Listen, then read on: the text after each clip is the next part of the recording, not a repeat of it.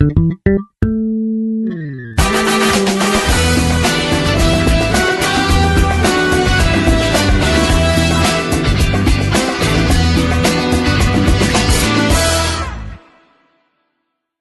게스트를 한번 모시도록 하겠습니다. 김광진 의원님과 박지훈 변호사님 모셨습니다.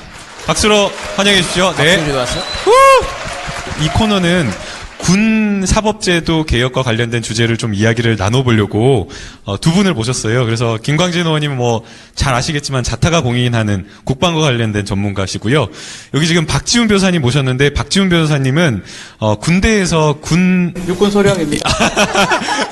워낙 유명하시죠. 네, 그 군법무관으로 실물 처음 봐요. 아, 그러세요? 네. 실물이 못생겼죠. 군법무관으로 근무를 하셨는데 이 군법무관으로 근무한 그 2년을 넘어서서 이 최강욱 변호사님하고 아주 특별한 인연이 있으신데요. 네, 안 가리겠습니다. 같이 근무하셨다고 하는데 그 2년은 직접 최강욱 변호사님께서 이야기해 주시면 좋을 것 같습니다. 네. 이제 앉으셔서 하시고. 네, 앉아서. 잠깐 네네. 인사, 혼자 잠깐 인사 좀 하시고요, 본인. 예, 안녕하세요. 김광진입니다. 한마디. 아, 예. 그냥 발언으로. 제가 박 변호사님은 오로지 제 팬심으로 모셨어요. 제가 박 변호사님 너무 좋아합니다. 네, 안녕하십니까. 박지훈입니다. 반갑습니다. 뭐라고 소개를 해야 될까요? 대한민국 대부분의 사람들이 알고 있는 공식 백수 김광진입니다. 예. 오늘 군 사법제도 뭐 얘기라고 하셨는데 여기 계신 분들이 사실은 엄청난 전문가시고 안타깝지만 제가 국방위를 4년 하긴 했습니다만 국방부의 군법원, 군사법원은 법사위 관할입니다. 그래서 저희가 관할하지 않기 때문에 얼마나 내용을 제가 잘 알지 모르겠습니다. 예. 누구 아빠시죠? 제요. 이름은 성휘입니다. 성휘. 성희 아빠. 예. 예. 참, 김광진 의원이 그 아빠가 됐어요. 한참 됐는데요. 애 얼굴은 언제 보는지 모르겠어요. 애는 순천에 있고 아빠는 맨날 서울에 있고 이래가지고. 아니, 애는 지금 서울에 있습니다. 아, 있어요? 예, 아, 있어요? 형수님이랑 같이 서울에 올라와 있는데. 출산 휴가를 네네. 받아가지고 서울에 있습니다. 두 분이 어떻게 친하세요? 두 분이 친한 건 좀 이상한데? 저희 처제가 있는데 제가 어떻게든 둘을 좀 엮어보려고 하는데 끝까지 잘 안 되고 있어요. 예. 자, 이 방송을 보고 있는 우리 처제에게 한마디. 이게 그 세상이 좁다는 걸 느끼는 게요. 이제 김광진 의원님이랑 올해 초에 이제 시사정비소라는 그 팟캐스트를 같이 했었어요. 이제 김광진 의원님이 초대를 해주셔가지고 나갔었는데요. 그때 이제 김광진 의원이 처제가 저를 안다고 그러더라고요. 그래서 저는 어떻게 하나 그랬었는데 알고 보니까 그 김광진 의원님 처제가 그 저하고 중학교 동창이더라고요. 근데 이제 단순한 중학교 동창이 아니라 중학교 때 이제 방송부를 같이 했었는데 제가 엔지니어고 아마 그 지혜인데 지혜도 그때 엔지니어 그쪽으로 했었던 것 같아요. 네, 그래서 이제 그런 인연이 있어가지고. 그래서 괜찮아. 김광진은 저같이 부자예요. 그래서 이 백수가 이렇게 돌아다니는 거예요. 내가 잘 알아. 들리는 바에 가면 김광진 의원이 더 부자라고. 그래? 네. 와. 그렇군요. 제가 요새 순천을 많이 다니기 때문에 제가 많은 사실을 알고 있습니다. 여러분, 김광진 의원이 국회의원이 되지 못하고 대신 국회의원이 된 사람이 누군지 아십니까, 혹시? 부끄러운 줄 알아야지, 인간은. 거기가 저희 고등학교 선배님이십니다. 이정현 선배님. 잘하게. 이제 그럼 그렇게 따지면 홍준표 후배인데. 우리 홍준표 후배. 홍준표하고 우리 한 40년 차이 나나? 후보고, 요번에 이제 그 대선할 때, 제가 인터뷰를 YTN에서 한 적이 있습니다. 설거지 발언 혹시 기억나십니까? 계속 막 이렇게 상남자라 그러시길래 제가, 상남자면 집에서 설거지 하십니까? 그걸 내가 왜 해? 여자 할 일 있고, 남자 할 일 있고, 그것 때문에 뭐 떨어졌다는 얘기가 있습니다. 그것도 원래 떨어질 건 했지만. 그럼 박수 한번 드려야 되는 거 아닌가요? 감사합니다. 홍준표를 떨어뜨리는 후배님. 최강욱 우리 형님하고 형님 께 되죠? 형님하고 그럼 내가 네 동생이냐? 2004년도죠. 4년도 그 육군본부 남재준 진급비리 수사할 때 형님은 국방부 계시고 전 육군본부 검찰관 할 때 명을 받고 압수수색을 한 바가 있습니다. 예. 뭐 성공했던 수사를 해야 되나 그게? 그때 이제 실패했다고 압수수색 하러 가니까 제가 다 갖고 압수수색 하러 가니까 우리 박지훈 검사가 무서워서 그랬는지는 모르겠으나 별 하나 두 개짜리들이 저기 화장실에 숨어가지고요. 맞아요. 예. 사실 제가 이거 처음 얘기하는데 제가 정말 중요한 문건을 제가 발견했습니다. 오. 예, 그때 장군 운영 인사실장이었나 별 하나인데 그렇지. 그 양반 방에 딱 들어갔는데 이 양반이 책 주위에만 딱 숨어 있는 거예요. 왠지 이 새끼가 책 주위에 딱 숨어 있지 이래가지고 비키 보소 이래가지고 그 책을 몇 개를 열어봤는데 그 안에 그 하얀게 돼가지고 진급할 사람 대령 중에 진급시킬 애들은 표식을 해놓은 그 문건을 제가 발견했습니다. 와. 제가 한 번도 공지사한 적이 없는데 한 십몇 년 지난 오늘 처음 얘기합니다. 그 사건의 핵심이 뭐였냐면요. 그 군대에서 별 다는 게 군인들의 소망이잖아요. 소원이잖아요. 그것 때문에 사실은 30년 넘게 그 온갖 고생을 감수하고 그다음에 부인과 애들까지도 군대 생활 비슷하게 다 똑같이 하는 걸 견뎌가면서 하는데 그 진급 심사 제도를 그래서 상당히 공정한 것처럼 만들어서 운영을 합니다. 그래서 갑반, 을반, 병반이라는 걸 만들어서 각 반별로 심사위원들이 있고 이 반에서 각각 심사에서 1등으로 추천된 사람들을 우선적으로 선발하고 뭐 이런 제도를 만들어 놨거든요. 그리고 그거를 뭐 비디오로 녹화까지 하고 뭐 이렇게 심사를 합니다. 그런데 사실 저희가 수사를 해서 확인을 해보니까 미리 다 정해놓고 쇼입니다. 쇼. 쇼를 한 거예요. 그리고 이제 그 사람들은 거기 심사위원으로 뽑혀온 사람들은 그런 줄을 모르고 그냥 와서 열심히 했는데 열심히 하다가 예를 들면 김광진을 진급을 시켜야 되고 박지훈을 떨어뜨려야 되잖아요. 그런데 박지훈이 이 심사위원들 평가에서 막 높은 점수를 받고 올라올 거 아니에요. 네. 올라오면 그때 가가지고 갑자기 회의를 중단시켜요. 네. 아까 이제 그 책 사이에다가 뭐 네. 숨겨놨다는 네. 그 사람이 명단을 보고 있다가 김광진이 돼야 되는데 박지훈이 1등으로 올라가면 그걸 중단시켜. 그리고 녹화하는 걸 중간에 꺼. 그죠. 그리고 들어가가지고 그 심사위원한테 쓱 뭘 하나 주는 거예요. 이게 뭐냐면 제가 술 먹고 뭐 이런 내용을 막 줘요. 기무나 헌병에서 뒷조사해가지고 뭐 한 거를 이렇게 쓱 밀어넣는 거예요. 이런 사람 이래도 할 거냐. 그러면은 그러고 나서 다시 키면은 이제 이 사람이 또 떨어질 거 아닙니까? 네. 근데 그렇게도 안 되는 사람이 있잖아. 아무리 털어도 안 그런 나오는 것들이 없는 사람. 있을 거 아니에요. 그런 사람은 만들었어요. 억지로. 거짓말로. 예. 와. 만들어도 아예 그 사람이 잘못했다 그러면 또 이해를 해. 이놈들이 얼마나 나쁜 놈들이었냐면 그때 그걸 뭐라고 만들었냐면 부인이 굉장히 미인인 사람이 있었어요. 맞아. 근데 이 사람이 ROTC 출신이야. 육사 출신이 아니야. 그런데 정말 경력 관리도 잘했고 일도 잘했고 인정받는 사람이었어요. 근데 이 사람이 진급을 원래 시키려고 했던 남재준 씨의 의도에 없는 사람이었거든. 근데 이 사람을 떨어뜨려야 되는데 다른 게 없으니까 뭐라고 했는지 아십니까? 심지어 부인이 굉장히 미인인데 치과 치료를 받는 맞아요. 오래 걸리잖아요, 시간이. 자주 치과 치료를 받는다. 뭐 이런 거 있었어요. 6개월 예. 동안 치과 치료를 임플란트 뭐 이런 거 하느라고 다녔는데 그거를 가지고 치과 의사랑 바람이 났다. 치킨. 와. 아니 그게 그러면 설사 치과 의사랑 바람이 났다고 칩시다. 그러면 남편이 그 사람이 그게 별을 달 수 없는 사유입니까, 그게? 말도 안 돼. 말이 안 되잖아요. 세상에. 설령 그렇다고 하더라도. 근데 사실도 아닌 거를 그렇게 해가지고 떨어뜨렸단 말이죠. 소문내고. 그런 짓을 하는 사람들이었는데 어쨌거나 저는 우리 박지훈 변호사가 그때 그걸 찾았다는 걸 오늘 처음 알았는데 커다란 마분지에다가 전군에 육군에 대령이 다 있어요. 거기에 이제 표식이 다 돼 있어요. 그리고 제가 이제 그걸 보고 이 국방부에 넘겼죠. 근데 내가 했다 하지 마라. 가져가라. 최강욱 형님 드리라. 라고 했습니다. 야. 황승우한테 넘겼었습니다. 네. 아이고, 뭐 또 괜히 또 이거 자랑이 되네. 네. 아니 지금 사실은 제가 굉장히 오랜만에 지금 만나가지고요. 되게 가까운 후배라고 저는 생각했는데 이게 이제 텔레비전에 많이 나오고 이렇게 연예인들이나 스포츠 스타들이나 하고 많이 알게 되더니 어느 날부터 저하고 연락이 끊어졌어요. 그 전까지는 제 생일이면은 뭐 형님 생신 축하합니다 문자도 보내고 명절 때마다 뭐 문자도 보내고 뭐 술 한잔 사주십시오 이렇게 하다가 그 끊어진 지가 그 컬투의 베란다 쇼 나오는 때부터 유명해지고 나서. 유명해지고 나서. 근데 한결같이 그래도 제가 또 잊지 않는 좋은 후배가 있는데 오늘 또 여기서 우연히 만났어요. 지나가다가 제 이름이 써 있어갖고 들어왔다고. 우리 김영동 법무관이. 아까 형동이요? 나가지고, 어디 있어? 오, 한번 박수 한번. 어디 계세요? 어디 계신? 형님! 어머, 여기 여러분. 네, 저 친구는 지금 현 이정렬이라고 아시죠? 네. 이정렬 네, 부장님. 이정렬이하고 동기입니다. 그래서 네, 와. 아주 훌륭한. 형님, 네.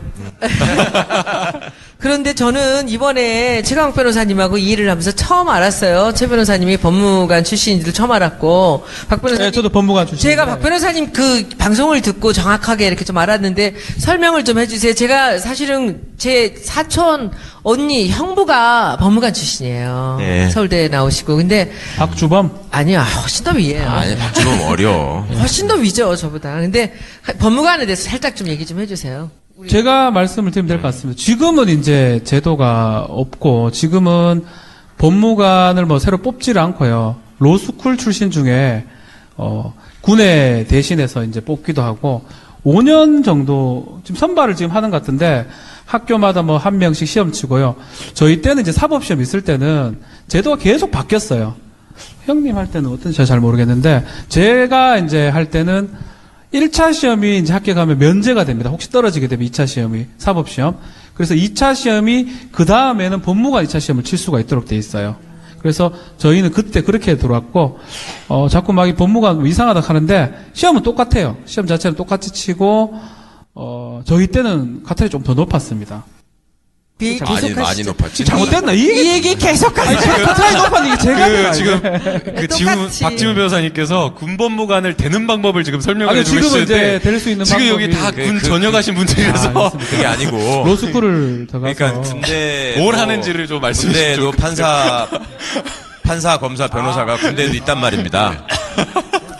그 질문이었습니까? 아니 지금 다 군대 갔다 오고 직업이 다 있으신데 군법무관 되실 분이 군대 아닌데 판사 검사입니다. 예. 그거 다 하지 못해 설명할 게 뭐인가? 두 분은 예. 군대 검사하신 거예요? 저는 판사도 하고 검사도 하고요. 아. 저는 저 능력도 없고 애가 못됐다 그래서 저를 판사를 안 시켜줘가지고 저는 판사를 못 해봤고. 형님, 우리 최강욱 변호사님 얘기를 드리면 3군단에 계셨잖아요. 사실은 막 사고를 치니까 화가 너무 바른 소리를 많이 하시니까 위에서도 좀 부담스러워하고 3군단이 제일 촌애예요. 양구로 보내버렸어요. 근데 이제 인사원칙이 양구에 가면 동기 중 1순위가 되거든요. 그래서 착각을 한 거야. 그거 보낼 때까지는 좋았는데 돌아올 때를 생각 못한 돌아올 거네요. 때 국방부에 막 돌아가지고 검찰이 되더만 누구지 신일수이 잡아놨잖아요. 그래가 네. 신일수이가 신일순 대장. 예. 그 3군 단장 했던 사람을 그 자료를 받아가지고 국방부로 와가지고 잡아놨는데 아마 우리 선배도 계시지만 법무병과에서 아마 착각한 것 같아요. 강원도에 보내놓으면 조용히 있을 거라고 생각하고 정말 좀 말썽 부리는 사람 강원도 보내버리거든요. 저도 뭐 전 포천에 쫓겨난 적이 있고 말썽 부리는 사람 보내놨는데 동기끼리 이제 그런 게 있어요. 강원도에 있었으니까 서울에 있는 사람은 다시 촌으로 가고 강원도에 있는 사람은 3군단 1순위입니다. 그래서 아마 제가 봤을 때는 판사해도 되는데 검사로 온 것 같아요. 검사로 오셔가지고 오자말자 제가 알기로는 별 한 4개 한 명 나가래 보내고 항작사령관도 형님 하셨나? 하여튼 저희가 불안했어요. 하루 자고 일라면 별 2개 잡아놨다 그러고 별 하나 대령은 뭐 아무것도 아닙니다. 대령은 뭐 별거 우리 알 필요도 없고 그래서 그때 정말 재밌게 일했어요. 저는 그 밑에 있을 때니까 국방부 계실 때 저는 육군본부 검찰관 검사할 때인데 그래가지고 아마 우리 위에서는 최강욱을 강원도로 보낸 게 가장 큰 실수가 아니었나 그런 말 했습니다 진짜로. 네. 그러니까 나중에 들어와서 당신이 그 앞사정을 잘 몰라요. 그렇습니까? 예. 아니 너무나 이야기가 너무 재밌는데요. 사실 이제 군 사법 개혁과 관련된 이야기를 저희가 하려면 또 군대의 어떤 특수성이나 이런 것들을 조금 이해할 필요가 있다라는 생각이 들어요. 사실 뭐 남자들은 다 군대를 갔다 왔으니까 충분히 조금 이해가 되는데 사실은 저는 특공대를 나왔거든요. 예. 외모는 상근. 깨알 같은 자랑들이 상근. 곳곳에서들 나오고 있습니다. 의무경찰. 의무경찰. 의무경찰이 그 당시에는 이게 군기가 정말 빡세가지고 거의 저는 군기가 빡세기보다 구타가 빡셌지. 그래서 저는 뭐 특공대를 나왔다 생각을 하는데 김광진 의원님께서는 의원으로 사실은 국방부를 계속 4년간 지켜보셨잖아요. 봤을 때 어떤 느낌을 받으셨어요? 아니 그 전에 의원님 군대 갔다 왔어요? 갔다 왔죠. 병장 만기 전역입니다. 진짜? 네. 제가 어디서 근무했습니까? 국회의원 당선자 신분으로 유일하게 예비군 훈련을 갔던 걸로 유명한 사람이죠. 면제인데. 면제 아닙니까? 당선자 신분일 때는 면제가 아니에요. 해야지. 예, 그래서 의원 되면은 그게 이제 아예 보류자가 되는데 뭐 32사단 이런 데 아닙니까? 31사입니다. 근데 방위네. 방위네. 그 꼴을 들어보세요. 뒤가 있어요. 일단 그런데 의원 되니까 보류자가 되니까 예비군으로 안 가잖아요. 네. 근데 그 모습을 못 보겠다고 새누리당의 한 의원이 법을 냈어요. 김광진법. 유일하게 대한민국 65만 명 중에 한 명을 김광진만 위해서. 대상자가 있는 건데 국회의원도 예비군 훈련 받아야 된다. 이 받아야 법을 낸 된다. 거예요. 아. 네. 근데 제가 법안 소위도 하고 뭐 하는데 나 때문에 안 한다고 할 수가 없잖아요. 그래서 통과하자. 그래갖고 통과를 했어요. 근데 그게 법안이라는 게 하다 보면 바로 안 되잖아. 한 2년 걸렸어요. 그리고 2년 후에 됐는데 저는 그 시가 되니까 8년 차가 넘어가지고 훈련 대상자가 아니게 됐고. 다행이네요. 네. 근데 유일하게 이상하게 그 전문위원이 검토 보고서를 가져왔는데 대상자가 있다는 거예요. 우리 국회의원 중에. 누구지? 누군가요? 누구냐 했더니 김성찬 해군 참모총장 출신의 새누리당 국방간사인데 전역을 하니까. 61세가 안 돼가지고 예. 예비군 훈련 대상자가 된 거예요. 법 때문에. 그래가지고 훈련 갔어요? 국방이 간사였어요. 그분이 새누리당이. 의경이라고 하시니까 네. 그 아까 경찰 얘기했지만 원래 전경 많이들 들어보시잖아요. 전경. 전경은 차출이고, 예. 군인 중에서 이렇게 가가지고 차출되는. 그 의경처럼 활동하는. 근데 요즘은 군대에서 현역병으로 가가지고 의경으로 흔히 말하는 의경으로 가는 전경은 폐지됐어요. 없어졌거든요. 그렇게 가는 사람은 없고 경찰권이 지망해서만 갈수록 돼 있는데 왜 없어졌을까요? 이 질문하면 답이 뻔할 것 같은데. 아닙니다. 제가 전투경찰 폐지법을 내가지고 법이 통과됐어요. 야. 오. 여러분들이 잘 모르시는데 아까 우리 정청래 의원이 지금 뭐 저기 네팔에 누가 있다가 오셔가지고 만나러 갔다는 그 임종인 의원께서 그 장병 봉급을 막 10만 원 넘게 받는 걸로 올린 옛날에. 주역이고요. 그 이후에 이제 우리 김광진 의원이 물려받으셔가지고 우리 장병들의 복지나 인권 향상을 위해서 엄청난 노력을 굉장히 했죠. 많은 일을 네. 했습니다. 진짜로. 자, 이제 군사법도요. 예전에 제가 그 국방부에서 근무할 적에 국회 담당 법무관이라는 자리가 있어요. 그 법사위나 국방위가 열리면 이렇게 준비하는 그건데 연락관이라고 하죠. 국회에서는. 그걸 했는데 그때 참 무슨 일이 있었냐면요. 의원들이 와가지고 질문을 했어. 병사들의 복지 정책에 대해서 어떻게 발전시킬 건지를 물었어요. 물었는데 이제 그게 국정감사 때 질문을 다 하셔도 그 현장에서 답하는 게 있고 나중에 서면 답변하는 게 있잖아요. 그러니까 이거는 이제 뒤로 밀려가지고 서면 답변 사항으로 빠진 거야. 그럼 서면 답변을 누가 써야 될 거 아니에요. 그럼 여러분 상식적으로 생각할 때 병들의 복지에 대해서 어떻게 하려면 누가 써야 될 것 같아요, 그거를. 의원님 누가 써야 될 것 같아요? 국방부 국으로 따지면. 인사복지국 있잖아. 인사복지국에서 써야 되니까 그때 이제 복지정책관이라는 게 있어서 그 사람한테 이제 쓰라고 줬어. 그랬더니 못 쓰겠다는 거예요. 그래서 아니 이게 병 복지정책인데 왜 못 쓴다는 말이냐 무슨 소리냐. 그랬더니 그거 잘 모르셔서 그러는데 저희가 원래 하는 복지는 전역한 간부들. 제대 군인이라고 하는 그 직업 군인들을 향도로 하는 그런 정책만 있지 병사들은 그게 없다는 거야. 그래서 그러면 어디서 써야 되길래 당신들이 못 쓴다고 하는 거냐 그랬더니 그거는 저희가 생각할 때는 군수관리관실에서 써야 될 것 같다. 군수국장. 왜 거기서 쓰냐 그랬더니 병복지라는 게 뭐 있습니까? 전투화 맞는 거 주고 군복 맞는 거 주고 물자. 예. 수통 바꿔주고 이런 거지. 그랬었어요. 그 인식이. 지금도 그럴 거야 아마. 비슷한 걸로 제가 이제 군대에 있을 때 군 사망자 뭐 이런 것들 많이 있었는데요. 명현, 예, 예. 이제 아직 장례도 못 치르신 분들도 많이 있고 길게는 46년 동안 아직 장례를 못 치르신 분도 있어요. 근데 그러면 냉동고에 있는 자기 자식이나 뭐 배우자나 이렇게 얼굴을 보러 가야 될 거 아닙니까? 근데 어느 날은 한 유족분이 오셨어요. 그래서 막 울면서 얘기를 하시면서 이건 진짜 좀 아닌 것 같다. 해결 좀 해주라. 라고 하는데 어떤 내용이었냐면 비슷한 건데요. 매년 이제 명절에 자기가 이제 그 냉동고를 가려고 하니까 문을 열어달라고 한 전화를 해야 되는데 우리가 생각하면 기본적으로 인사과 이런 데 이제 전화를 해서 문을 열어달라고 해야 되는데 자기가 맨날 물자과에다가 전화를 해가지고 문을 열어달라고 해야 된다는 거예요. 그래서 이건 너무 인권 침해이기도 하고 아무리 죽은 자식이지만 내 자식을 물자과에서 계속 관리를 하고 있다는 것이 말이 안 된다라고 해가지고 국방부에서 영현관리과라고 하는 과를 아예 만들어가지고 이렇게 바꿔주기도 했었는데 그 정도의 인식인 거죠, 아직까지. 어쨌든 동에 뭐 박찬주 때문에 이런 생각이 들어요. 뭐 같이 근무도 제가 했었는데 박찬주 대장 때문에 쿠데타 음모보다 더 나쁜 범죄가 돼버린 것 같아요. 국민 여론이 봤을 때는 전싸대기 이런 거가 참 이게 군대에서 해서는 안 될 일이다. 전싸대기 발음이 조금 잘 안 저희- 되셨을 텐데 전싸대기였어요. 전 기싸대기. 저희가 기억나는 게 2007년 정도에 이제 노무현 대통령 있을 때 국방부 인권 업무 때문에 인권과들을 만들었었어요. 그렇게 하고자 했던 게 거의 안 됐어요. 할 수 있는 게 하나도 없었어요. 처음에 이제 저 처음 돌았을 때 최강욱 선배 때문에 다 잡아놓으면 좋은 줄 알고 막 잡아놓고 하다가 정권이 바뀌어가지고 찍혀버렸어요. 그래서 저는 진급도 한 해 늦게 하고요. 뭐 그것 때문에 제가 못나서 못했을 것 같긴 한데 그래서 사실 막 혼란스럽기도 하고 그렇게 추구하고자 했던 게 한 2017년이잖아요. 이제 15년 지났네.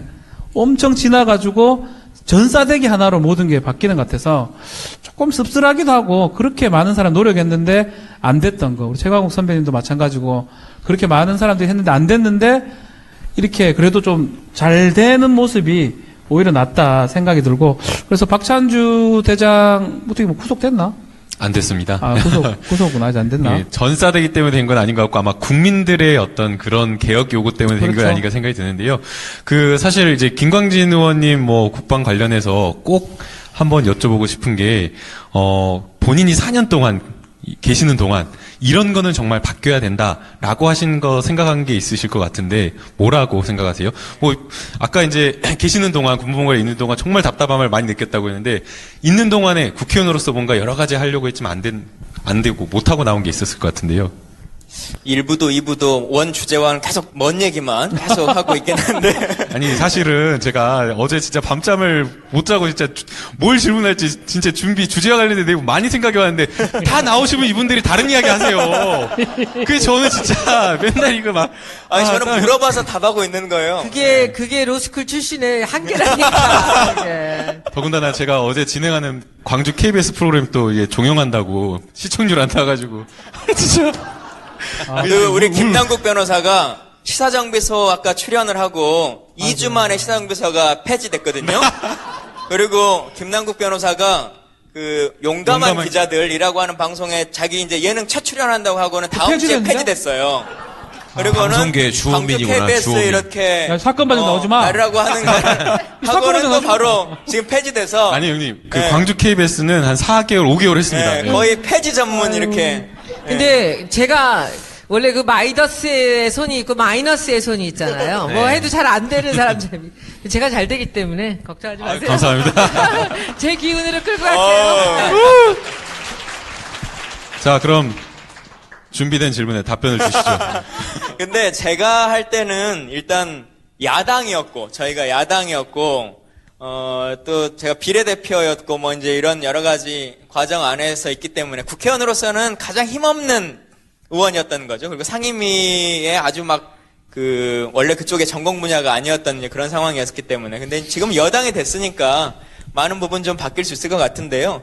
결국은 한 명 한 명을 처벌하는 게 중요한 아니고 시스템이라고 하는 것을 바꿔내는 게 가장 중요한 거거든요. 그리고 시스템 중에서도 가급적이면 국가기구라고 하는 곳들이 정상적으로 필요하면 설립도 되고 뭐 이렇게 돼야 되는데 박근혜 정부에서는 그런 게 거의 안 됐어요. 잘 아시는 것처럼 군 의문사 진상규명위원회라든가 뭐 이제 이런 기구들도 2003년에 만들어져서 2006년도에 끝나고 나서는 지금까지 없는 거지 않습니까? 그러니까 2006년 이후에 사망한 군인들은 정확히는 2006년 이후도 아니죠. 접수받은 거 2004년 정도까지밖에 접수를 안 받았으니까 그때부터 지금까지 사망하신 분들은 쉽게 말하면 재심기구라고 하는 것이 아직까지 우리나라에 없는 거예요. 군에서 내린 통보에 있어서 이게 잘못됐다라고 하는 것을 재심 받을 수 있는 곳이 물론 국가인권위원회나 권익위나 아니면 법원이나 이렇게 재판을 통해 가지고 의견서가 취합돼서 오긴 오는데 인권위가 권고를 가지고 오면 다시 그걸 처음에 수사했던 육군 헌병대한테 그냥 다시 주거든요. 그러면 육군 헌병대는 전혀 그 의결을 바꾸지 않아요. 재수사는 없고. 예, 재수사도 없고. 그래서 그 고상만 보좌관이라고 혹시 기억하실지 모르겠는데 저희 의원실에 이제 군 인권을 전담하셨던 분이 있는데 그분이 약간 화가 나셔가지고 진상규명위원회. 예, 진상규명에도 계셨고 15년간의 그 수사 기록을 전부 다 조사를 해서 헌병대 수사 기록이 한 번이라도 바뀐 게 있냐, 몇 건 바뀌었냐 이걸 조사를 했어요. 근데 전체를 다 리스트업을 했는데 15년간의 기록 중에 한 건도 초동 기록을 안 바꿔준 거예요. 아시는 것처럼 뭐 윤일병이나 뭐나 이런 몇 가지 케이스들이 법원에서 바뀌었는데 그것도 헌병대 기록은 안 바꿔줬어요. 거기서는 수사가 잘못됐다는 건 안 하고 그냥 보훈처에서 임의로 순직 처리를 해버리거나 이런 형식을 취하지 초동 수사 결과가 잘못됐었다라고 하는 것을 인정해서 재심을 정리해 준 거는 그러니까 군 인권 의문사 진상규명위원회를 제외하고 나머지 일반적인 상황에서는 단 한 건도 없었던 거죠. 제가 질문 하나 드릴게요. 검찰 알바 들으신 적 있으세요? 길게는 안 듣고요. 항상 와서 시작하면 우리 김남국 변호사한테 마네킹 김남국 나왔다. 얘가 댓글로 한두 개만 쓰고. 첫 회 때 그 댓글. 그 다음부터 안 보셨잖아요. 그럼 무슨 내용들이 진행됐는지 모르셨잖아요. 잘 안 보죠. 우리 박지훈 변호사님. 원래 정치인들은 자기 뉴스밖에 안 봐요. 저는 수다맨을 듣고 있습니다. 본인 나가시는 거 지금. 수다맨. 이걸 안 들으셨구나. 검찰 알바 몇 개는 다는 못 들었고 몇 개. 형님 20개 중에 몇 개 들으셨어요? 20개나 되나? 예. 10개 정도 아닌가? 10개는 알고 계시네. 안 낚이시는데요? 야, 이거 김남국 변호사님 지금까지 했던 농담 중에 제일 멋진 농담인 것 같아. 가장 진담이라고 한 것 같은데. 정말 재밌게 많이 들었습니다. 그래서 우리 이게 인기가 참 좋았어요. 네. 정치 알바는 100만 정도 다운로드인데 검찰 알바는 거의 150만, 170만까지 갔어요. 그래서 중간중간에 이렇게 이제 정치 알바 중간에다 끼면은 우리가 이렇게 오랫동안 그 위 순위에 이렇게 멈춰 있고 그랬습니다. 그래서 또 댓글들 저 욕 계속 하다가 또 이거 검찰 알바 올라가면은 그 욕이 또 이렇게 사그라져요. 근데 그 저 욕하는 사람이 한 명인데 이 사람이 계속 이름 바꿔가면서 제가 고소한 친구인 것 같아요. 그래서 뭐 그냥 그러려니 하고 듣고 있습니다. 그래서 오로지 우리 정치 알바 게시판만 그렇게 이제 좀 혼란스럽죠. 근데 그때 수다맨은 개파입니다, 진짜로. 아니야. 마음껏 알고. 내 수다맨 게시판은 95%가 여기고요. 욕이라도 굉장히 귀엽게. 아니에요. 근데 본인이 제가 이거 왜 하나 싶어요, 진짜로. 죄송한데 제가 하루에 가장 많이 받을 때 악플을 65만 개씩 받고 어버이연합의 화영식과 능지처참 이런 걸 다 뭘 당하고 하셨다가 그렇게 되신 살았기 거예요? 때문에 뭘 했다가 그렇게 욕을 먹은 제가 거예요? 백선엽이라고 하는 알아요. 맨날 자꾸 분이 있는데요. 예, 그분을 위해서 국방부가 5억 정도 예산 들여서 뮤지컬을 만들어야 된다라고 했는데 민족 반역자를 위해서 그렇게 할 수가 없다라고 발언을 했다가 화영식의 능지처참의 그 악플에 새누리당이 윤리위에 제소했고 본회의에 국회의원 제명안 제출하고 그러기도 했었죠. 그러셨구나. 저는 우리 박지훈 변호사가 팟캐스트계에 등장한 이후로 전에 없던 일이 생겼어요. 사람들이 이렇게 메시지를 보내셔가지고 박지훈 변호사가 방송에 나와서 당신하고 잘 안다, 친하게 지내던 형님이다 이렇게 얘기를 하는데 진짜냐? 아니 이 새끼가 이명박을 찍었다는 거야. 박근혜도 찍지 않았어요? 아니 박근혜도 그런데 찍었잖아. 비밀 투표. 왜 합니까? 그래가지고 이렇게 하신 분들이 아니 어떻게 가르쳤길래 후배가 그 모양이냐, 이거를 왜 저한테 항의를 하시냐고요. 얘도 나이가 40이 넘었는데 지가 알아서 하는 거지. 근데 최고학 변호사님 거기에 비밀이 있는 게요. 우리 지훈 형님은 아주 큰 특징이 있습니다. 여당만 지지합니다. 형님 이번에 누구 찍으셨죠? 그때는 지난 일이니까요. 2008년이었나? 형님 제일 존경하는 대통령. 형님 한 명 말씀해 주세요. 제일 존경하는 대통령 누구시죠? 문재인. 안녕하십니까? 문재인입니다. 반갑습니다. 뭔 소리 합니까? 이렇게 순수하신 분입니다. 아니 순수 글쎄. 나는 얘가 그러는 줄 모르고 친하게 지냈었어요. 근데 알았으면 가만히 안 놔뒀겠지. 진짜로 그랬어? 양심의 자유 얘기가 좀 하기가 뭐 근데 제가 찍는 사람만 되긴 그게 됐습니다. 계속. 심신미약이지. 그게 무슨 양심의 자유로 그게 해결할 문제냐? 그때 제가 군에 있어가지고 좀 정신이 좀 오락가락한 것 같습니다. 예. 자꾸 그럼 내가 더 얘기한다. 아닙니다. 예. 죄송합니다. 예. 경제가 막 어렵다. 막 이런 생각 갖고 있으면 죄송합니다. 예.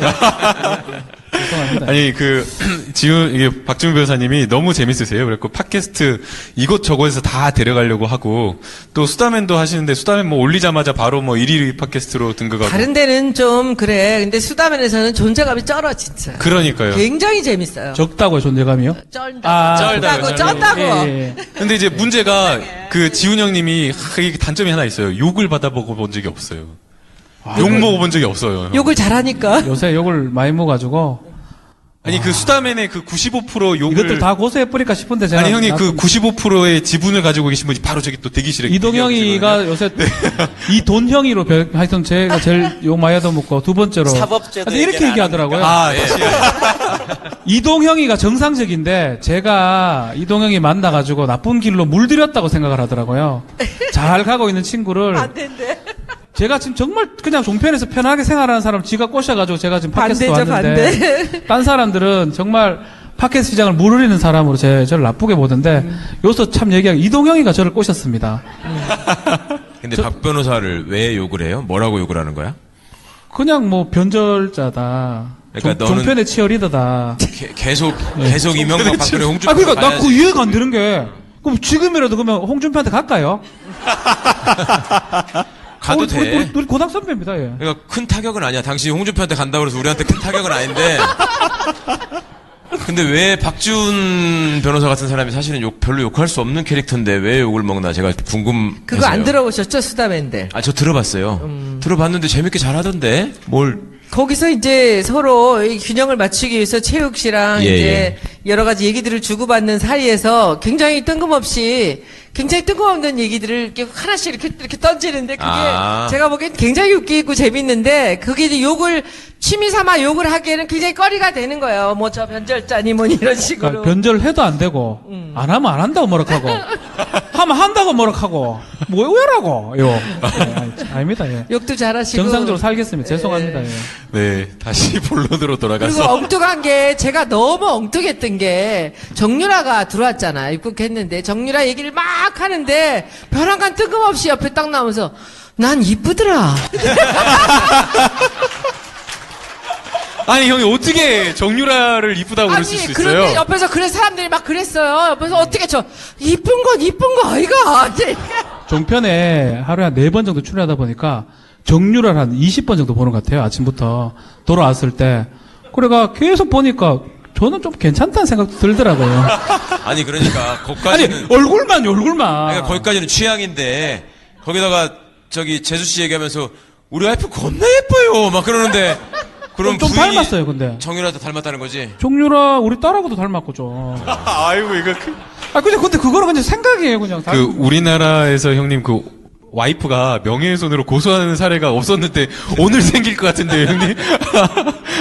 근데 남들이 같이 다 욕을 하고 있는데 벼랑간 뜬금없이 난 장시호도 괜찮았더라. 뭐 그러니까 이제 거기서 사실은 뭐 정유라 장시호가 이 외모가 어떻든 이런 게 문제가 아니라 그 자리가 그런 자리가 아닌데 혼자서 끝까지 그걸 우겨요.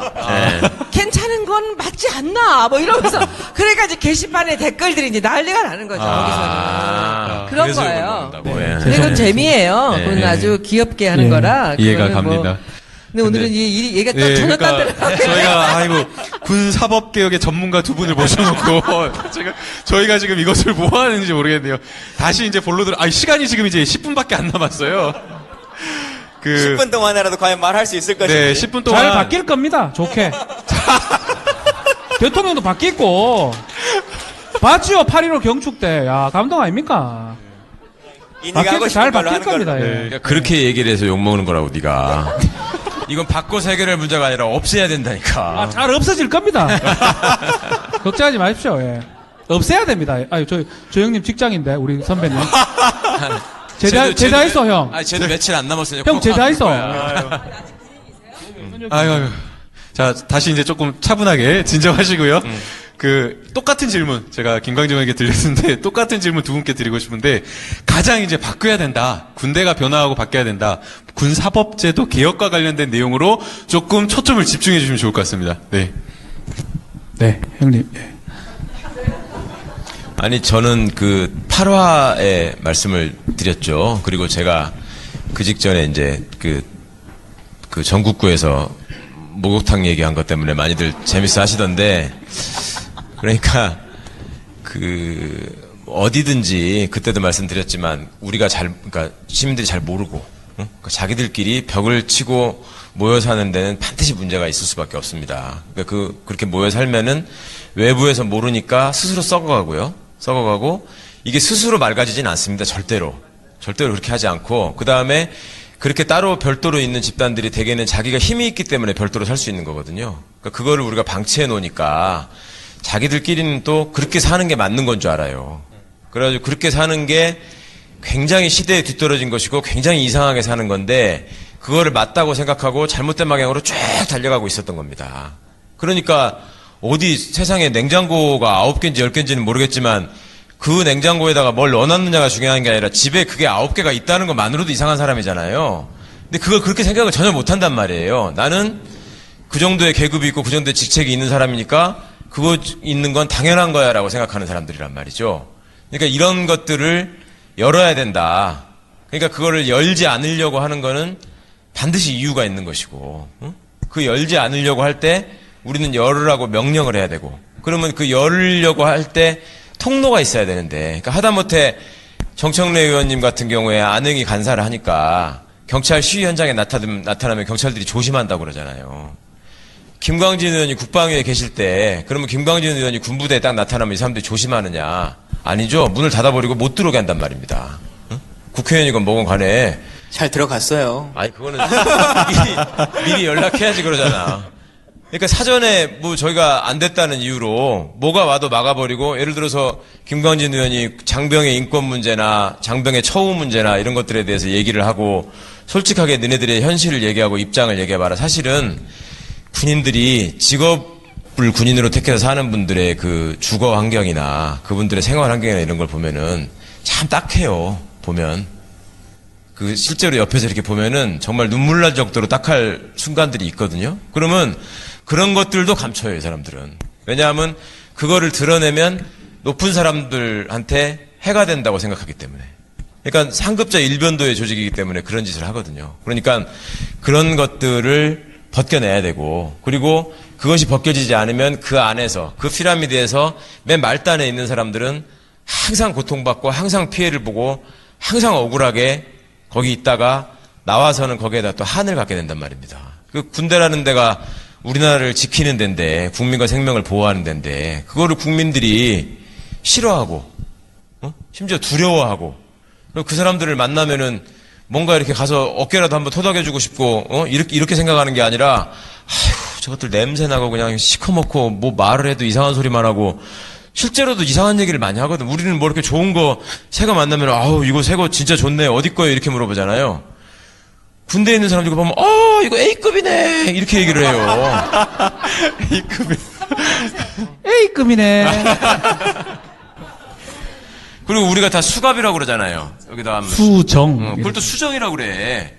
이상한 말들을 많이 해요. 그리고. 스타일. 죄송한데. 그러니까 이제 그렇게 끼리끼리 살면서 그렇게 망가져 있는 사람들을 하여튼 광명 세상을 좀 보여주고 이 발전된 세상의 공기를 좀 느끼게 하려면 검찰을 모르셨다가 관심을 가지게 되셨듯이 군대야말로 정말 심각한 데입니다. 거기는 진짜 훨씬 더 관심을 가지셔야 되는 데고요. 내 자식, 내 조카, 내 동생이 갔다 왔다 그래서 잊어버리는 데가 아니고, 거기 가기 전에 그냥 걱정하고 끝날 때가 아니고, 이건 두고두고 걱정해야 되고, 두고두고 살피셔야 되고, 두고두고 고쳐야 되는 데입니다. 그러니까 그거를 비단 저희는 이제 배운 게 그거다 보니까 배운 도둑질이 그거라서 사법제도 문제로 접근을 했지만, 그런 거 하나도 세상에 어떤 사람이 있는데 판사도 지부하고 검사도 지부하고 경찰도 지부하고 지 맘대로 다 임명했다가 뺏었다 할 수 있고 이런 게 어딨냐고요. 세상 천지에 이런 조직은 없거든요. 근데 우리나라에 지금 이런 게 있다고.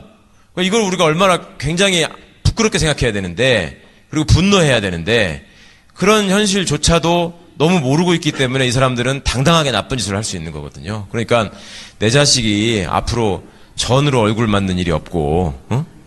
정말 그 군대 가서 나라를 지키라고 보냈더니 남들 빤스나 빨고 있고 그런 일들이 없게 하려면 정말로 꼭 좀 관심을 잃지 말아주셨으면 좋겠습니다. 저도 예. 아유, 예.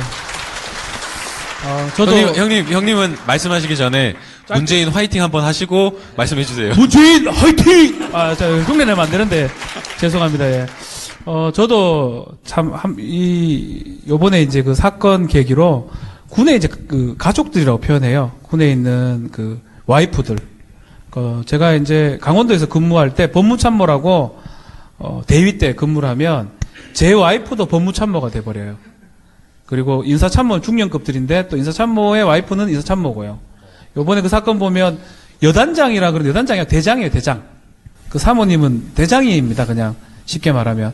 그래서 저가 이제 와이프 이제 신혼 생활을 그 강원도에서 근무했는데 이 전화번호가 이렇게 다 연락이 돼요. 법무참모 전화번호는 사무실 전화번호 6150이면 집 전화번호 6159입니다. 그래서 6159로 전화를 해가지고 58 아니야? 58인가요? 벌써 잊어버렸네. 저도 까먹었네요. 그래서 이제 전화를 해가지고 나 인사참모인데 법무참모 잠시 나와. 여자끼리. 진짜입니다. 진짜예요. 그래서 가면 뭐 정훈참모는 소령이고 다 나와 있어 여자들이 저희끼리 와가지고 그때 영화 보러 홍천에 영화관도 없는데 뭐 영화 보러 간다 하는지 하여튼 그 얘기를 하면서 와이프가 밤에 울더라고요. 무섭다고 그 아줌마들. 막 지들끼리 막 계급 매겨가지고 있고 그래. 저는 군 좀 체질이기도 하고 군 좋아하는데 그때 너무 충격을 받았어요. 사실 제가 대위고 저 뭐 사단장님이 춤추라 하면 춤추고 저 뭐 성대모 사람 다 하는데 우리 와이프는 그래 할 것도 아니고 그래서 와이프가 집에 가고 싶대요, 대구로. 그래서 제가 그때 가장 충격을 받았고 요번 사건을 이제 겪으면서 이거는 군인 내 문제일면 문제도 그 이상의 가족들에도 문제가 되지 않을까. 특히. 그래서 이 사건 자체가 우리 군의 문화를 다 돌아볼 수 있는 아주 중요한 사건이라고 생각이 듭니다. 병사들도 당연히 문제가 되고 군에서 그 가족들 남편 진급시키려고 별의별 짓을 다 해요, 사실은. 그래서 참 그 생각이 많이 나더라고요. 이게 이제 우리 그 검찰 알바에서 한번 얘기하던데 본부대장이 원래 소령입니다. 아주 막 항상 고개 이렇게 숙이고 다니는 사람이 있어요. 막 집사같이.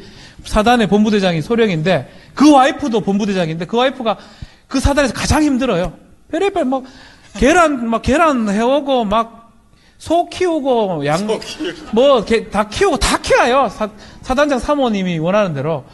그러니까 그 사람들의 인권들도 한번 생각해 봐야 되지 않을까. 우리가 군에 복무하는 거지 와이프들이 복무하는 게 아니잖아요. 반대로 또 여군이 있으면 남자도 또 그래요.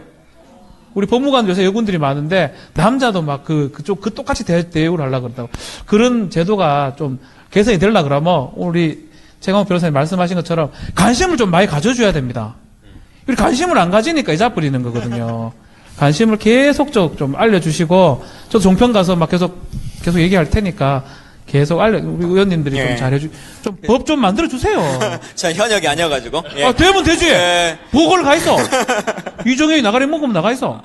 아닌가요? 죄송합니다. 이거 명예훼손 되는 거 아이가 모르겠다. 근데 관심에 대한 말씀을 많이 하셨잖아요. 근데 진짜 그게 중요해요. 그 전 하나로 그동안 못했던 걸 다 할 수 있을 것 같다라고 하셨지만, 물론 대통령이 바뀌었으니까 좀 기대를 걸어보는 바가 있습니다만 그럼에도 불구하고 별로 안 바뀔 것 같아요. 사실 우리 뭐 민주정부 10년도 있었고 그 기간에 야당이라고 하는 의원들도 있었고 우리가 집권당이었을 때 의원들도 있었고 다 했었으면 별로 안 바뀌었어요, 사실. 그건 군은 그냥 군이 알아서 하는 것처럼 생각해 왔으니까 안 바뀌거든요. 전으로 지금 막 세상이 뒤집어진 것처럼 사성장군이 막 이렇게 흔들리는 것처럼 느껴지지만 기억하시겠지만 2014년에 윤일병 사건이라고 하는 것, 그리고 임병장 사건이라고 하는 것 기억하실 거예요. 그래서 참으면 윤일병 되고 못 참으면 임병장 된다, 이런 말 한간에 막 떠돌았었는데, 그러고 나서 국회에 국방위원회 말고 전체 상임위에서 여러 사람들이 나와가지고 국방개혁특별위원회라고 하는 걸 따로 만들고 국방부가 국방장관 직속으로 따로 국방 개혁 그 민간 TF를 하나 또 만들었어요. 거기서 여러 가지 안들이 올라왔고 최종적인 안이 법안으로 상정까지 다 됐거든요. 근데 결국은 지금 어떻게 됐냐? 여러분 윤일병 임병장 그냥 기억에 가물가물하잖아요. 어떻게 됐는지도 잘 모르겠고 그냥 끝나버렸잖아요. 그래서 그때 약속했던 16가지인가의 약속이 있는데 그 16가지 중에 단 한 건도 법안으로 만들어지지도 않았고 해결되지도 않았고 국방부가 이거 해결해야 된다고 긴급 소요 예산 편성해달라고 라고 해가지고 500억인가 5천억인가 뭐 예산을 세웠어요. 세웠는데 결국은 뭐로 썼냐? 그 군인들의 복지나 인권이나 사망사고 이런 거 해결하기 위해서 필요한 게 긴급 소요 예산으로 바둑하는 교육 예산 쓰고 그 다음에 잡초 뽑는 인원 뭐 이거 쓰고 그 500억인가 들었을 거예요. 그거 쓰고 뭐 이런 정도로만 한 거예요. 그리고 병무청 예산 4억 증가시켜주는 거 그 테스트 할 때 좀 더 하라고. 그러니까 사실 하나도 안 변하고 있거든요. 진짜 안 변하고 있거든요. 대통령이 바뀌면 인이 알아서가 다 할 수 있는 게 아니에요. 국민들이 진짜 관심을 가져주면 그때는 반짝할 것처럼 했다가 아까 부대를 불시 방문할 수 있어야 되는 거 아니냐, 국회의원도 못 가는 거 아니냐 했는데 그게 법안으로 나와 있는 게 군 옴부즈만이라고 하는 법안이 있습니다. 엄청나게 싸워가지고 한 10년 넘게 논쟁이 있었던 일이에요. 근데 겨우겨우 윤일병 사건이 나면서 그걸 국방위원회에서 통과시켰어요. 통과시켜서 근데 얼마나 웃기냐, 최종적으로 어떻게 됐냐, 군 옴부즈만을 둔다라고 하는 것까지는 법안을 통과시켰어요. 19대 국회 때. 근데 옴부즈만을 어디서 어떻게 둘 건지는 다른 법률로 정한다, 이제 이렇게 또 한 거예요. 그 법안에. 그래가지고 어디서 정할지는 또 운영위 법안이에요. 그러니까 운영위는 내용을 모르니까 법안이 폐기돼 버렸어요. 그래서 논의조차가 또 없어요. 그래서 옴부즈만이 있어야 된다는 법은 있는데, 그래서 옴부즈만이 6개월마다 중장기 계획을 세우고 뭘 하고 해야 된다는 것이 있는데 옴부즈만을 누가 정할 거냐. 그러니까 국방부의 요구는 그거거든요. 국방장관 직할로 주면 하겠다, 받겠다는 거예요. 자기 밑으로 주면. 그런데 우리는 아무리 못해도 총리실로 가든지 국가인권위원회로 가야 된다, 아니면 독립기관으로 가야 된다라고 주장을 했는데 결국은 그냥 국방부가 반대하고 있으니까 아무것도 안 되고 있거든요. 우리 정부 바뀌고도 이제 100일 정도 됐는데 문재인 정부의 원래 공약 사업 중에 하나예요. 군 옴부즈만 제도를 정확하게 한다라고 하는 게. 근데 이런 부분도 잘 될 수 있게 좀 많이 관심 가져주시면 좋겠습니다. 그러니까 이번에 이 검찰 알아야 바꾼다, 이제 처음에 우리 정치 알바를 하겠고 그다음에 경제 알바 하지 않았습니까? 그리고 이번에 이제 검찰 알아야 바꾼다라는 것은 사실은 이 사건이 생기기 전이에요. 제가 최강욱 변호사님하고 꼭 뭘 하고 싶어서 만든 거였는데 그 사이에 너무나 많은 일들이 생겨났습니다. 그런데 이제 이게 끝날 때쯤에서 이 군 문제가 생긴 거예요. 근데 최강욱 변호사가 군 법무관 출신이셔서 여기에 대해서 아는 게 너무 많아서 거기서 제일 열을 많이 내셨거든요. 그쵸? 근데 제가 이쯤에서 이제 생각이 드는 게, 이 알바 시리즈는 제가 국회의원 임기 중에 계속 할 겁니다. 그래서 석 달에 하나씩 저는 이 알바 시리즈를 해서 다 책으로 낼 거예요. 이거는 이유가 뭐냐면 제가 몰라서 시작한 것도 있지만은 국민들이 알아야만 바꿀 수 있는 게 있어요.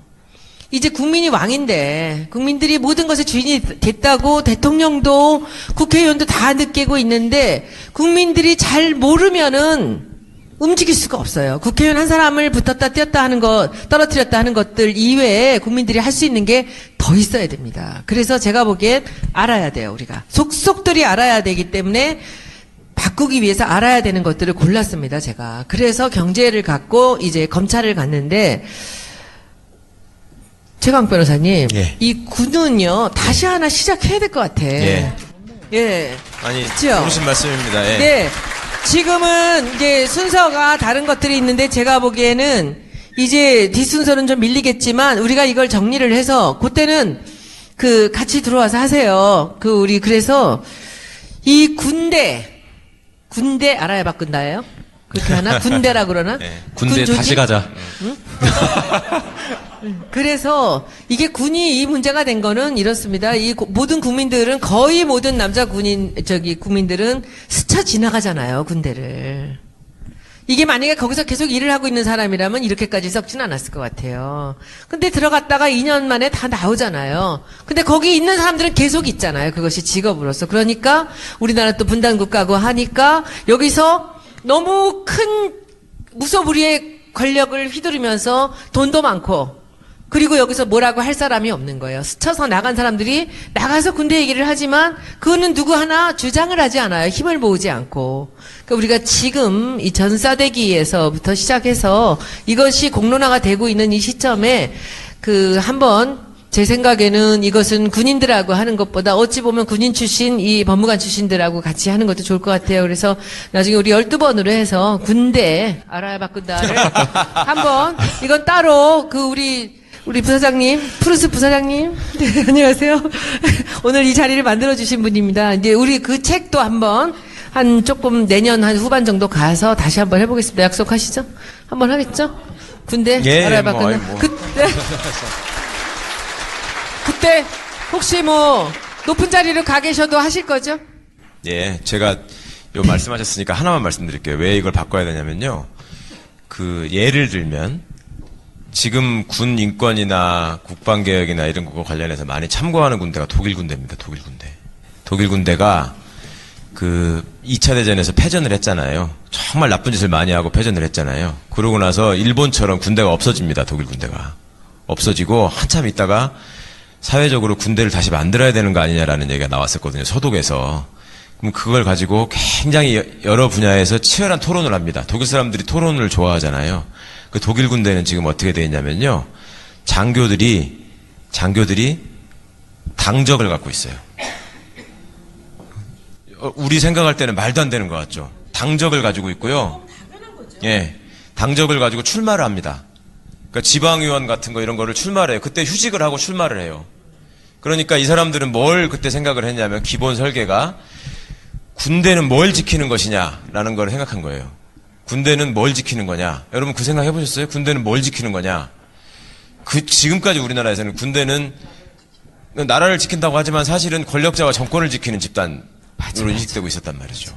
군부 독재를 지탱하는 가장 큰 기둥이라고 했지 않습니까? 그러니까 그 관념이 지금도 뿌리 깊게 남아있기 때문에 경찰은 지금 시민 무서운 줄 알지만 군인은 지금도 그걸 인식을 안 한단 말이죠, 전혀. 이것들은 그냥 내가 얘기하면 죽으라면 죽는 신용도 해야 되는 이런 걸로만 생각한단 말이죠. 그러니까 독일군도 마찬가지 상황에서 그런 일을 겪었고 그 이상한 명령이 내려졌을 때 거기에 대해서 항변하는 사람이 아무도 없었다. 그러니까 이걸 고치려면 군대가 지키는 것은 민주주의, 입헌주의 정신이어야 한다라고 이 사람들이 결정을 하고 군대는 국민과 생명을 지키는 것도 중요하지만 정신적으로 민주주의의 가치를 지키는 것이 가장 중요하다. 그래서 군 조직 자체가 민주주의를 실현할 수 있어야 된다라고 생각을 한 겁니다. 그래가지고 독일의 군 형법을 보면 하급자를 괴롭히는 상급자를 처벌하는 게 많아요, 조항이. 우리는 상관한테 덤벼드는 하급자를 처벌하는 조항들이 주로 돼 있거든요. 상관 사례는 모욕, 사형이면 사형. 상관 모욕, 상관 명예훼손 이런 죄들이 있는데 거기는 상급자가 하급자를 이유 없이 괴롭히거나 이치에 닿지 않는 명령을 하거나 그러면 처벌받게 돼 있고 그래서 그 군 안에서부터 그런 민주주의적인 가치를 스스로 체득을 해야지만 군인들이 그걸 지키기 위해서 나가 싸우면서 목숨을 바칠 거 아니냐. 이 소중한 민주주의를 우리가 지키기 위해서 내 자식들을 저런 독재 치하에 신음하지 않게 하기 위해서 우리가 목숨을 바칠 거 아니냐. 이렇게 설계를 해가지고 군대를 많이 바꿨거든요. 그러니까 우리도 그냥 군부 독재를 벗어나서 우리나라가 민주화가 됐다라고만 얘기할 게 아니라 그렇게 정말 근본부터 뒤집어가지고 다음부터 사람들이 군대를 떠올리게 되면 다시는 떠올리기 싫은 기억으로 제가 전원의 검찰 알바 시간에 말씀드렸지만 남자들한테 악몽 1등이 뭐냐 그러면 다시 군대 가는 꿈 이게 좀 아니었으면 그렇게 되려면 진짜로 근본부터 지금 과연 사관학교는 우리나라에 꼭 있어야 되는가 이거부터 시작을 해야 되는 겁니다 사실은. 그래서 우리는 당연하게 생각하는 게 너무나 많아요. 오셨는데 하나만 짧게 제가 꼭 부탁드리고 싶은 게 있는데요. 하다 보면 그래서 우리가 뭘 해야 되지? 라고 하는 생각들이 이제 많이 들잖아요. 그런다고 군대 바꾸자고 막 촛불 집회하고 있는다고 바뀔 것 같지도 않고. 근데 당장 하실 수 있는 일들이 있어요. 실제로 꼭 필요한 일들인데 우리가 잘 생각하지 않는 거거든요. 여기 최근에 전역하신 분들이나 아니면 아들들 군대 보낸 부모님들 계신데 요즘은 부대들이 대부분 대대장이나 아니 지휘관들이 그 카페나 밴드나 이런 것들을 부대별로 운영을 해요. 근데 많은 남성들이 이제 전역을 해서 딱 개구리 마크를 다는 순간 군대는 빡세자대 그리고 그냥 쳐다도 안 보잖아요. 그리고 그 밴드에 가보지도 않아요. 근데 전역 간 사람들이 일주일에 한 번씩이라도 지금 꼬박꼬박 그 밴드에 가서 대대장이 올리는 어떤 글이나 이런 거에 코멘트를 달아주세요. 예를 들면 대대장은 항상 이런 글을 올려요. 오늘 대대전술 훈련 끝나고 왔는데 모든 사람 아프지 않고 다 이렇게 훈련을 마쳤습니다. 이렇게 글을 올릴 거 아니에요? 웃는 사진 딱 이렇게 해가지고. 근데 아니다. 내가 군생활 해보면 대대전술 훈련 해보면 통상적으로 몇 명 정도는 다리 부상이 뭐 이렇게 났었고 뭐 한 건데 요즘 부모님들이 부대에 다 전화할 수 있거든요. 제도가 다 갖춰져 있거든요. 이러이러한 부분이 우리 아들한테 있는지 이 부대의 특성상 꼭 확인하십시오. 라고 하는 것을 글을 올려주세요.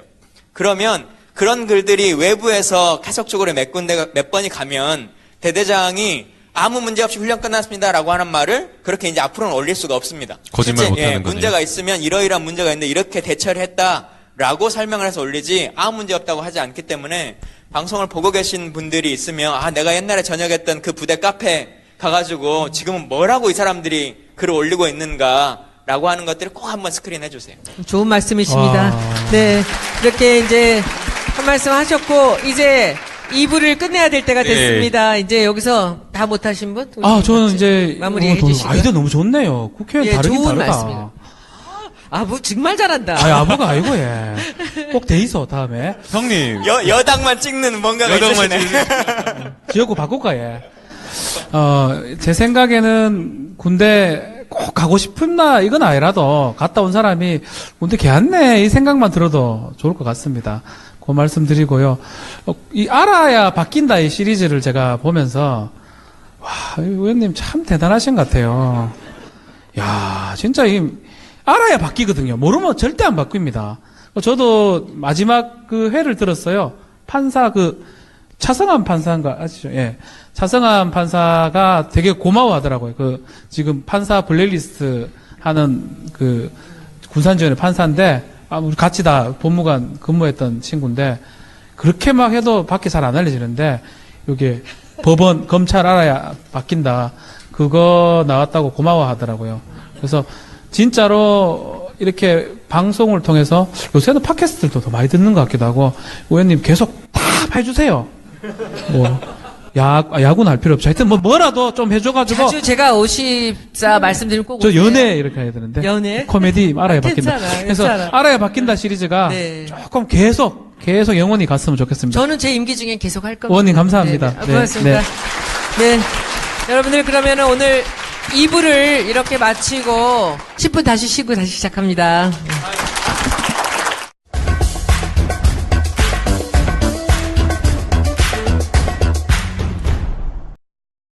유일하게 예비군 훈련을 갔던 걸로 유명한 사람이죠. 면제인데? 면제 아닙니까? 당선자 신분일 때는 면제가 아니에요.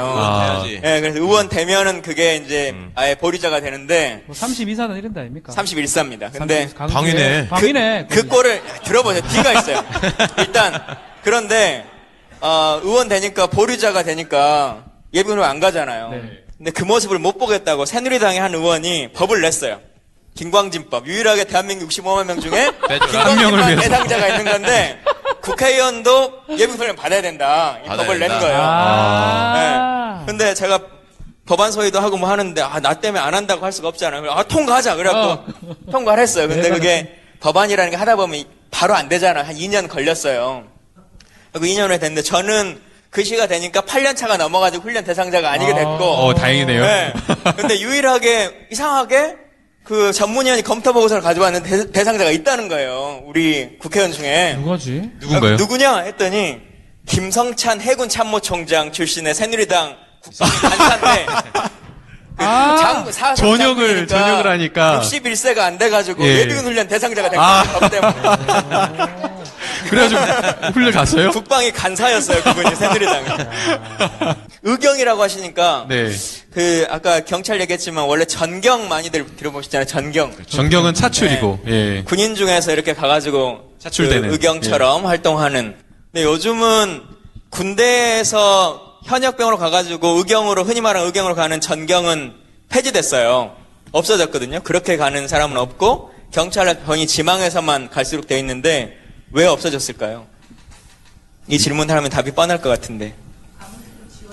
아닙니다. 제가 전투경찰 폐지법을 내가지고 법이 통과됐어요. 야. 오. 여러분들이 잘 모르시는데 아까 우리 정청래 의원이 지금 뭐 저기 네팔에 누가 있다고 오셔가지고 만나러 갔다는 그 임종인 의원께서 그 장병 봉급을 막 10만 원 넘게 받는 걸로 올린 옛날에. 주역이고요.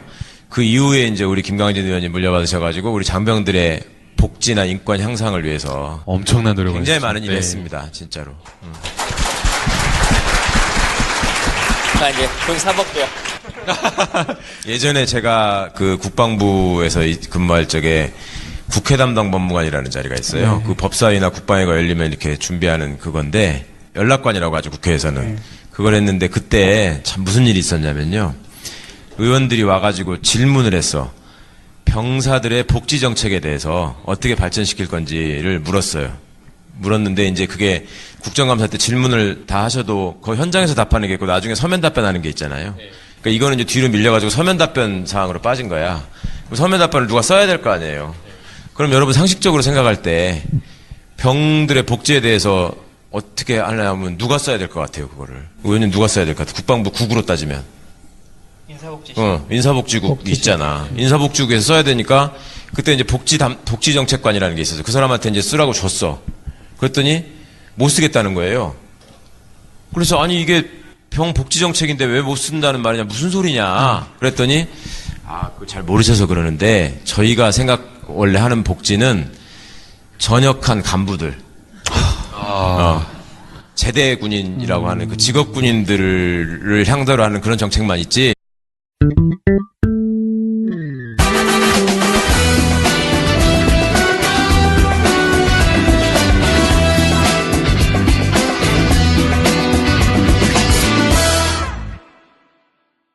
이부 게스트를 한번 모시도록 하겠습니다. 김광진 의원님과 박지훈 변호사님 모셨습니다.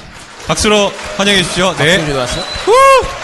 이 코너는 군 사법제도 개혁과 관련된 주제를 좀 이야기를 나눠보려고 두 분을 모셨어요. 그래서 김광진 의원님은 뭐 잘 아시겠지만 자타가 공인하는 국방과 관련된 전문가시고요. 여기 지금 박지훈 변호사님 모셨는데 박지훈 변호사님은 군대에서 육군 소령입니다. 워낙 유명하시죠. 네, 그 군법무관으로 실물 처음 봐요. 그러세요? 네.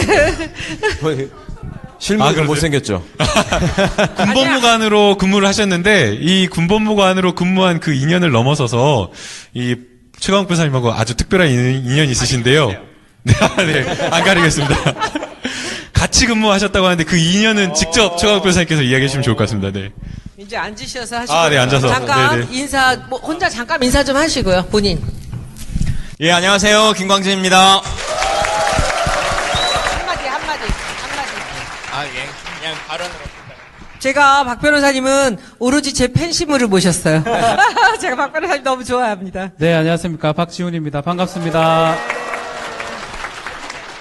뭐라고 소개를 해야 될까요? 대한민국 대부분의 사람들이 알고 있는 공식 백수 김광진입니다. 예. 오늘 군 사법제도 뭐 얘기라고 하셨는데 여기 계신 분들이 사실은 엄청난 전문가시고 안타깝지만 제가 국방위를 4년 하긴 했습니다만 국방부의 군법원, 군사법원은 법사위 관할입니다. 그래서 저희가 관할하지 않기 때문에 얼마나 내용을 제가 잘 알지 모르겠습니다. 예. 누구 아빠시죠? 제요. 이름은 성휘입니다. 성휘. 성희 아빠. 예. 참, 김광진 의원이 그 아빠가 됐어요. 한참 됐는데요. 애 얼굴은 언제 보는지 모르겠어요. 애는 순천에 있고 아빠는 맨날 서울에 있고 이래가지고. 아니, 애는 지금 서울에 있습니다. 있어요? 예, 있어요? 형수님이랑 같이 서울에 올라와 있는데. 출산 휴가를 네네. 받아가지고 서울에 있습니다. 두 분이 어떻게 친하세요? 두 분이 친한 건 좀 이상한데?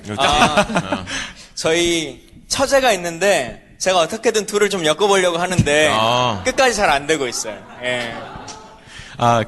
자, 이 방송을 보고 있는 우리 처제에게 한마디. 이게 그 세상이 좁다는 걸 느끼는 게요. 이제 김광진 의원님이랑 올해 초에 이제 시사정비소라는 그 팟캐스트를 같이 했었어요. 이제 김광진 의원이 초대를 해주셔가지고 나갔었는데요.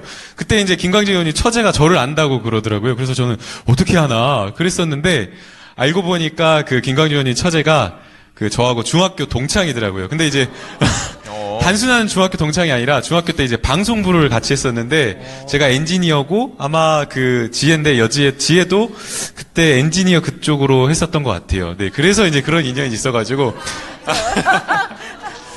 그래서 괜찮아. 김광진은 저같이 부자예요. 그래서 이 백수가 이렇게 돌아다니는 거예요. 내가 잘 알아. 들리는 바에 의하면 김광진 의원이 더 부자라고. 그래? 네. 와, 그렇군요. 제가 요새 순천을 많이 자꾸 막 이 법무가 뭐 이상하다 하는데 시험은 똑같아요. 시험 자체는 똑같이 치고 저희 때는 카탈이 좀 더 높았습니다.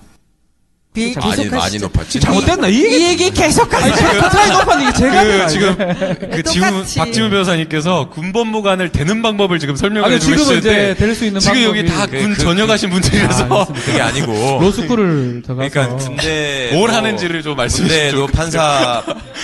판사, 검사, 변호사가 군대에도 있단 말입니다. 그 질문이었습니까? 아니 지금 다 군대 갔다 오고 직업이 다 있으신데 군법무관 되실 분이 군대 아닌데. 판사 검사입니다. 예. 그거 다 하지 못해 설명하지 뭐 있나? 두 분은 예. 군대 검사하신 거예요? 저는 판사도 하고 검사도 하고요. 저는 저 능력도 없고 애가 못됐다 그래서 저를 판사를 안 시켜줘가지고 저는 판사를 못 해봤고. 형님, 우리 최강욱 변호사님 얘기를 드리면 3군단에 계셨잖아요. 사실은 자꾸 막 사고를 치니까 하가 너무 바른 소리를 많이 하시니까 위에서도 좀 부담스러워하고 3군단이 제일 촌애예요. 양구로 보내버렸어요. 근데 이제 인사원칙이 양구에 가면 동기 중 1순위가 되거든요. 그 착각을 한 거야. 그거 보낼 때까지는 좋았는데 돌아올 때를 생각 못 돌아올 하거든요. 때 국방부에 막 돌아가지고 검찰이 되더만 그 저기 누구지 신일수이 잡아넣었잖아요. 그래가 네. 신일순 신일수이가 그 대장. 그 3군 단장 했던 사람을 그 자료를 받아가지고 국방부로 와가지고 잡아놨는데 아마 우리 선배도 계시지만 법무병과에서 아마 착각한 것 같아요. 강원도에 보내놓으면 조용히 있을 거라고 생각을 하고 정말 좀 말썽 부리는 사람 강원도 보내버리거든요. 저도 뭐 저는 포천에 쫓겨난 적이 있고 말썽 부리는 사람 보내놨는데 동기끼리 이제 그런 게 있어요. 강원도에 있었으니까 서울에 있는 사람은 다시 촌으로 가고 강원도에 있는 사람은 3군단 1순위입니다. 그래서 아마 제가 봤을 때는 판사해도 되는데 검사로 온 것 같아요. 검사로 오셔가지고 오자말자 제가 알기로는 별 한 4개 한 명 나가래 보내고 항작사령관도 형님이 하셨나? 하여튼 저희가 불안했어요. 하루 자고 일하면 별 2개 잡아넣었다 그러고 별 하나 대령은 뭐 아무것도 아닙니다. 대령은 뭐 별거 우리 알 필요도 없고 그래서 그때 정말 재밌게 일했어요. 저는 그 밑에 있을 때니까 국방부 계실 때 저는 육군본부 검찰관 검사할 때인데 그래가지고 아마 우리 위에서는 최강욱을 강원도로 보낸 게 가장 큰 실수가 아니었나 그런 말 했습니다 진짜로. 예. 그러니까 나중에 들어와서 당신이 그 앞사정을 잘 몰라요. 그렇습니까? 예. 아니 너무나 이야기가 너무 재밌는데요. 사실 이제 군 사법 개혁과 관련된 이야기를 저희가 하려면 또 군대의 어떤 특수성이나 이런 것들을 조금 이해할 필요가 있다라는 생각이 들어요. 사실 뭐 남자들은 다 군대를 갔다 왔으니까 충분히 조금 이해가 되는데 사실은 저는 특공대를 나왔거든요. 예. 외모는 상근. 깨알 같은 자랑들이 곳곳에서들 나오고 있습니다. 의무경찰. 의무경찰. 의무경찰이 그 당시에는 이게 군기가 정말 빡세가지고 거의 저는 군기가 빡세다기보다 구타가 빡셌죠.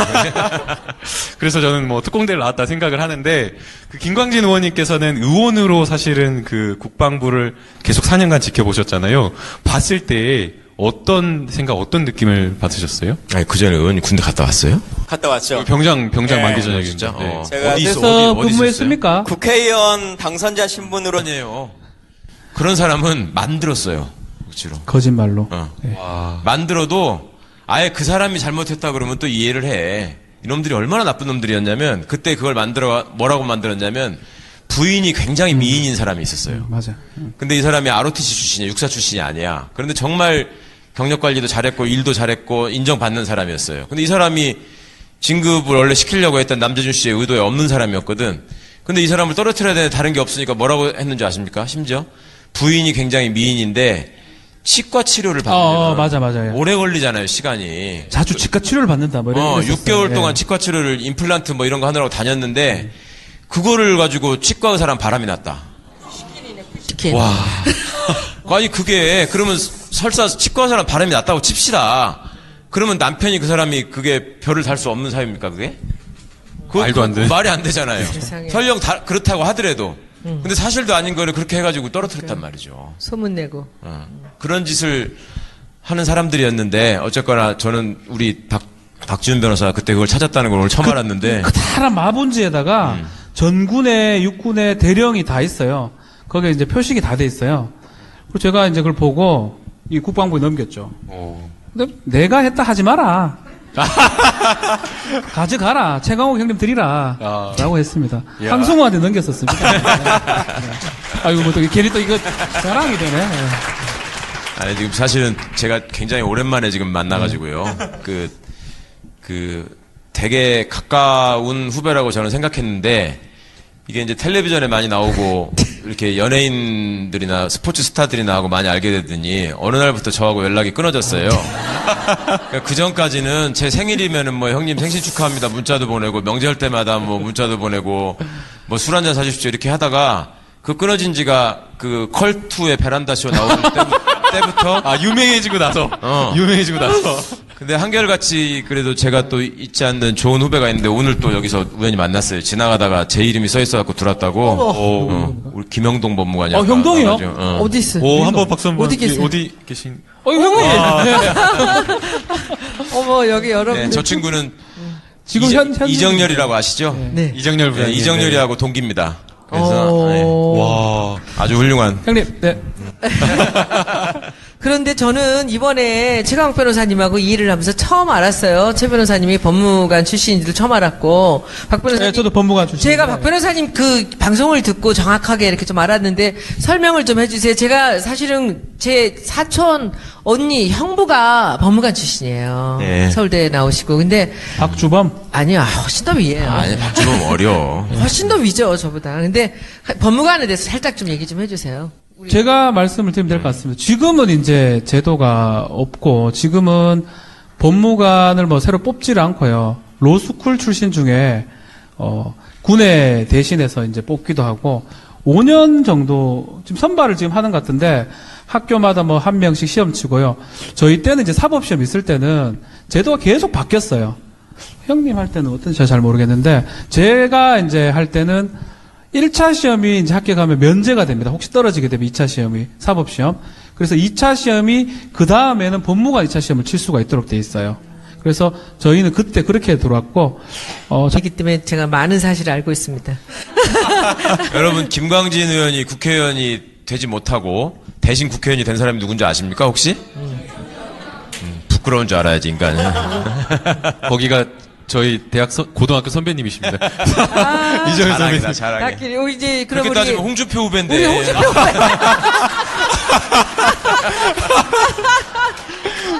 홍준표하고 우리 한 40년 차이 나나? 후보고, 요번에 이제 그 대선할 때, 제가 인터뷰를 YTN에 산 적이 있습니다. 설거지 발언 혹시 기억나십니까? 계속 막 이렇게 상남자라 그러시길래 제가, 상남자면 집에서 설거지 하십니까? 그걸 내가 왜 해? 여자 할 일 있고, 남자 할 일 있고, 그것 때문에 뭐 떨어졌다는 얘기가 있습니다. 그것도 원래 떨어질 건 했지만. 야, 그럼 박수 한번 드려야 되는 거 아닌가요? 감사합니다. 홍준표를 떨어뜨리는 후배님. 이 최강욱 우리 형님하고 형님 께 되죠? 형님하고 그럼 내가 네 동생이냐? 2004년도죠. 4년도 그 육군본부 남재준 진급비리 수사할 때 형님은 국방부 계시고 저 육군본부 검찰관 할 때 명을 받고 압수수색을 한 바가 있습니다. 예. 뭐 성공했던 수사를 해야 되나 그게? 그때 이제 실패했다고 압수수색 하러 가니까 제가 다 갖고 압수수색 왔습니다. 하러 가니까 우리 박지훈 검사가 무서워서 그랬는지는 모르겠으나 별 하나 두 개짜리들이 저기 화장실에 숨어가지고요. 맞아요. 예. 사실 제가 이거 처음 얘기하는데 제가 정말 중요한 문건을 제가 발견했습니다. 예, 그때 장군 운영 인사실장이었나 별 하나인데 그렇지. 그 양반 방에 딱 들어갔는데 이 양반이 책 주위에만 딱 숨어 있는 거예요. 왠지 이 새끼가 책 주위에 딱 숨어 있지 이래가지고 비키 보소 이래가지고 그 책을 몇 개를 열어봤는데 그 안에 그 하얀게 돼가지고 진급할 사람 대령 중에 진급시킬 애들은 표식을 해놓은 그 문건을 제가 발견했습니다. 와. 제가 한 번도 공지사 한 적이 없는데 한 십몇 년 지난 오늘 처음 얘기합니다. 그 사건의 핵심이 뭐였냐면요. 그 군대에서 별다는 게 군인들의 소망이잖아요. 소원이잖아요. 그것 때문에 사실은 30년 넘게 그 온갖 고생을 감수하고 그다음에 부인과 애들까지도 군대 생활 비슷하게 다 똑같이 하는 걸 견뎌가면서 하는데 그 진급 심사 제도를 그래서 상당히 공정한 것처럼 만들어서 운영을 합니다. 그래서 갑반, 을반, 병반이라는 걸 만들어서 각 반별로 심사위원들이 있고 이 반에서 각각 심사에서 1등으로 추천된 사람들을 우선적으로 선발하고 뭐 이런 제도를 만들어 놨거든요. 그리고 그거를 뭐 비디오로 녹화까지 하고 뭐 이렇게 심사를 합니다. 그런데 사실 저희가 수사를 해서 확인을 해보니까 미리 다 정해놓고 쇼입니다, 쇼. 쇼를 한 거예요. 그리고 이제 그 사람들은 거기 심사위원으로 뽑혀온 사람들은 그런 줄을 모르고 그냥 와서 열심히 했는데 열심히 하다가 예를 들면 김광진을 진급을 시켜야 되고 박지훈을 떨어뜨려야 되잖아요. 그런데 박지훈이 이 심사위원들 평가에서 막 높은 점수를 받고 올라올 거 아니에요. 네. 올라오면 그때 가가지고 갑자기 회의를 중단시켜요. 네. 아까 이제 그 책 사이에다가 뭐 네. 숨겨놨다는 네. 그 사람이 명단을 보고 있다가 김광진이 돼야 되는데 박지훈이 1등으로 올라가면 그걸 중단시켜. 그리고 녹화하는 거 중간에 꺼. 그죠. 그리고 들어가가지고 그 심사위원한테 쓱 뭘 하나 주는 거예요. 이게 뭐냐면 제가 술 먹고 뭐 이런 내용을 막 줘요. 기무나 헌병에서 뒷조사해가지고 뭐 한 거를 이렇게 쓱 밀어넣는 거예요. 이런 사람 이래도 할 거냐. 그러면은 그러고 나서 다시 키면은 이제 이 사람이 또 떨어질 거 아닙니까? 네. 근데 그렇게도 안 되는 사람이 있잖아. 아무리 털어도 안 그런 나오는 것들이 없는 사람의 모습이